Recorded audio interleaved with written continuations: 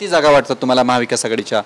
या सर्वेनुसार जर आपण पाहायला गेलं तर महाविकास आघाडी 25-26चा टप्पा गाठते. तुमचं काय मत आहे महाविकास आघाडीच्या बाबतीत? बघा, आपण थोडं कॅल्क्युलेटिव्हली याचा विचार केला. 2019मध्ये पुलवामा झालं होतं. पुलवामा झालं असताना विरोधकांना 6 जागा मिळाल्या होत्या आणि 9 जागा वंचित बहुजन आघाडी प्रकाश आंबेडकर यांच्या पक्षामुळे त्यांच्या हारल्या होत्या. अशोक चव्हाण असेल, सुशीलकुमार शिंदे असतील किंवा अनेक अशा 9 जागा होत्या. 9 आणि 6 टोटल होतात 15.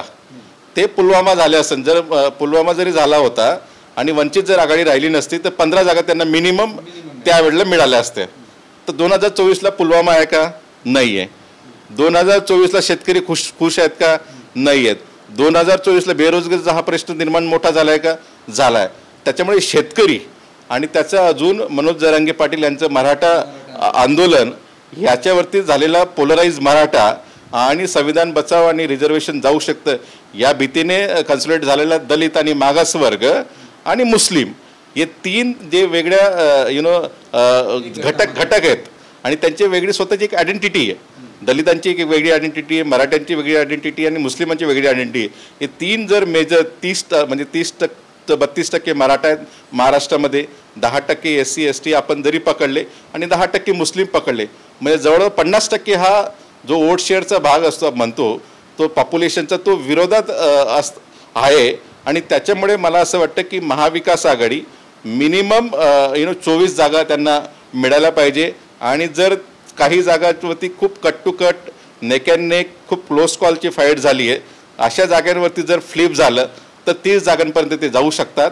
आणि महायुती मला असं वाटतं ते मिनिमम 18 आणि मॅक्झिमम 24 जागांपर्यंत ते येऊ शकतात, कारण की त्यांच्यामध्ये अनेक ट्रोजन हॉर्सेस होते. आणि तसं बघायला गेलं तर आपण जनरल जरी लोकांना विचारलं यावेळेला वातावरण काय आहे, तर ह्यावेळेला थोडी मोठ्या प्रमाणात अँटी इन्कम्बन्सी फॅक्टर प्रत्येक लोक बोलत होते, म्हणजे जनरल परसेप्शनने. आणि महाराष्ट्रात ते उघडपणे चित्र दिसत होतं.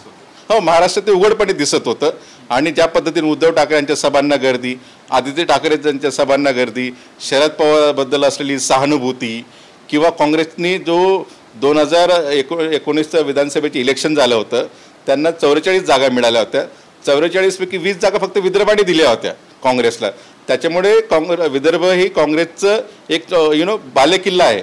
तो भारतीय जनता पार्टी मध्यतल्या काळामध्ये त्यांच्याकडे खेचला, पण ती त्यांची नॅचरल ग्राउंड आहे. ती ग्राउंड पुन्हा येते का? जसं कुणबी, तिथं DMK नावाचा एक फॅक्टर खूप चालला होता, म्हणजे दलित, मुस्लिम आणि कुणबी यांचं कन्सल्टेशन खूप मोठ्या प्रमाणात तिथं झालं होतं. कारण कुणबी जो समाज आहे मराठाचा सबकास्ट तो विदर्भात सर्वात मोठ्या प्रमाणात आहे. आणि त्या पद्धतीने किंवा प्रमाणात त्यांना एक प्रतिनिधित्व सरकारमध्ये पाहिजे, ते अजिबात मिळालं नसल्यामुळे तो समाज दुःखी होता, दलित दुःखी होते आणि मुस्लिम ही मोठ्या प्रमाणात दुःखी होते. आणि OBCतल्या धनगर असेल त्यांना रिझर्वेशन मिळालं नाही, तो सुद्धा दुःखी होता.